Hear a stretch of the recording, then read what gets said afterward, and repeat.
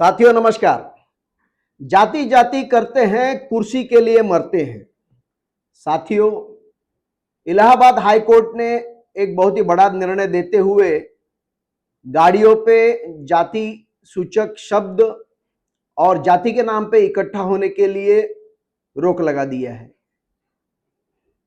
उत्तर प्रदेश सरकार, योगी सरकार ने इस निर्णय को हाथों हाथ लेते हुए उसको अपना लिया है और सख्ती से लागू करने का निर्णय ले लिया है।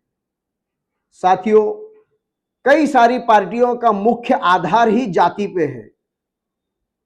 जिन पार्टियों ने जाति को हटाने के नाम पे जो चार पार्टियां बनी थी, खासतौर पे समाजवादी पार्टियां, समाजवादी विचारों से प्रेरित होके जो पार्टियां बनी थी, वो आज जाति के नाम पे ही पार्टियां बनी हुई हैं।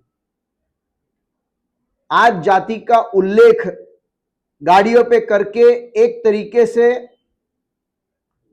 एक विद्वेष पैदा करने का एक प्रयास रहता है। जाति के नाम पे इकट्ठा करके एक दबाव तंत्र बनाने के लिए जाति का इस्तेमाल किया जाता है।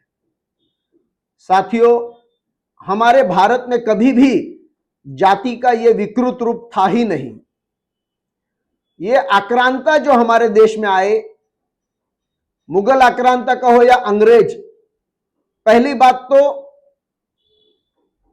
जो वर्ण थे वो केवल अपने अपने कार्यों को चिन्हित करने का एक माध्यम थे, लेकिन इस व्यवस्था को न समझते हुए और कभी एक षड्यंत्र के तहत इन्होंने इस जाति का उपयोग करके केवल समाज को बांटा और बांटो और राज करो वाली नीति को ही अपनाया।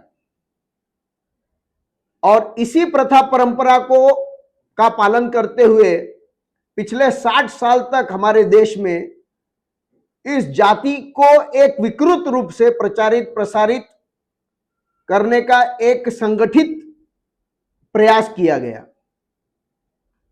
जाति के नाम पर एक क्रोध, एक विद्वेष फैलाने का जो एक प्रयास, जिसे एक आर्थिक बल भी मिला, खास तौर पे जब आप एक दबाव तंत्र बना लेते हैं एक जाति के नाम पे और उस दबाव तंत्र के माध्यम से सरकार के ऊपर अनैतिक तरीके से गैर कानूनी कार्य भी करने के लिए बाध्य कर देते हैं, तब कई बार सरकार उस दबाव के आगे झुक के ऐसे निर्णय ले लेती है जो अंत में न्यायपालिका में जाके जिसे खारिज कर दिया जाता है, जिसे रोक दिया जाता है। लेकिन आप लोग देखते होंगे सोशल मीडिया पे भी जिस तरीके से जाति के नाम पर अपमानास्पद पोस्ट किए जाते हैं, यह किसी भी रूप में स्वीकार्य नहीं होना चाहिए। जाति को हटाने के लिए या उसका उल्लेख पे लोगों को जमा करने के लिए जो निर्णय माननीय इलाहाबाद हाईकोर्ट ने लिया है, इससे अचानक से ये जाति प्रथा जो हमारे भारत की एक सत्य है, ये मिट तो नहीं जाएगी, लेकिन इसे एक अच्छा शुरुआत तो जरूर कहा जाएगा। शादी हो, ब्याह हो, तो आपका कुल, आपका गोत्र, आपकी जाति ये पहले पूछी जाती है। किसी भी सरकारी कार्यालय में जाएंगे या किसी भी दस्तावेज में अगर आप अपना जानकारी डालेंगे तो उसमें अनिवार्य रूप से जाति पूछा जाता है।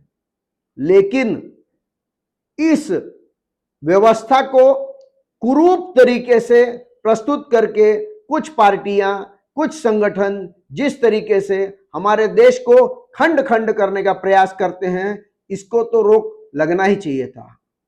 सही समय पे माननीय इलाहाबाद हाईकोर्ट ने जो एक सतर्क भूमिका लेते हुए समाज को आगाह किया है और इस निर्णय को हाथों हाथ लेते हुए जिस तरीके से उत्तर प्रदेश के मुख्यमंत्री माननीय योगी आदित्यनाथ जी ने जिस तरीके से इसे अपनाते हुए सख्ती से इसका पालन करने का निर्देश दिया है, यह सराहनीय है और उम्मीद करते हैं कि आगे भविष्य में कभी ना कभी ऐसा समय जरूर आएगा जब जाति को चिन्हित करने का एक माध्यम तक सीमित रखते हुए न कि इसको एक घृणा का माध्यम बनाया जाएगा। धन्यवाद। जय श्री राम। लाइक करें, शेयर करें, सब्सक्राइब करें।